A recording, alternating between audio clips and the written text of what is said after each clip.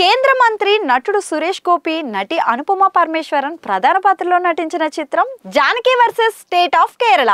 ఈ చిత్రానికి censor certificate ఇవ్వడంపై ఇంతకాలం అభ్యంతరం వ్యక్తం చేసిన బోర్డు ఇప్పుడు వెనక్కి తగ్గింది. ముందు చెప్పిన విధంగా 96 కట్స్ వద్దని కేవలం 2 మార్పులే చేయమని కోరింది.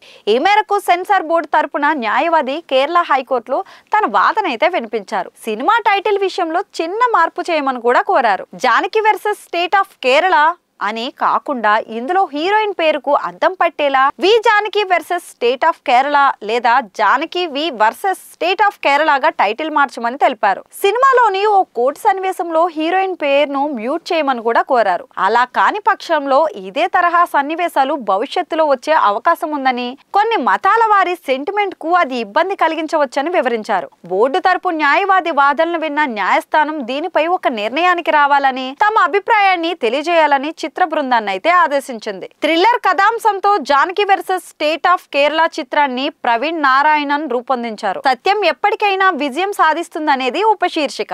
ఇందులో జానకిగా అనుపమ కనిపించబోతున్నారు. లాయర్ గా ప్రముఖ నటుడు సురేష్ గోపి నటించబోతున్నారు. కోర్ట్ రూమ్ డ్రామా మూవీ విషయంలో సెన్సార్ బోర్డు అభ్యంతరం వ్యక్తం చేసింది. సీతాదేవి మరో పేరు జానకి కావడం, సినిమాలో లైంగిక దాడికి గురైన మహిళ పాత్రకు ఆ పేరు పెట్టడం సమంజసం కాదని సెన్సార్ బోర్డు చిత్ర బృందానికైతే తెలిపింది. ఇక సినిమా పేరు మార్చాలని కోరింది. అంతేకాకుండా పలు కట్స్ కూడా సూచించింది. సెన్సార్ నిర్ణయంపై టీము అభ్యంతరం వ్యక్తం చేసింది. జానకి అనే పేరు మారిస్తే సినిమాలో చాలా మార్పులు చేయాల్సి ఉంటుందని, అది వీలు పడదని తెలిపింది. మరి ఈ క్రమంలోనే సెన్సార్ జాప్యాన్ని వ్యతిరేకిస్తూ నిర్మాతలు కోర్టునైతే ఆశ్రయించారు.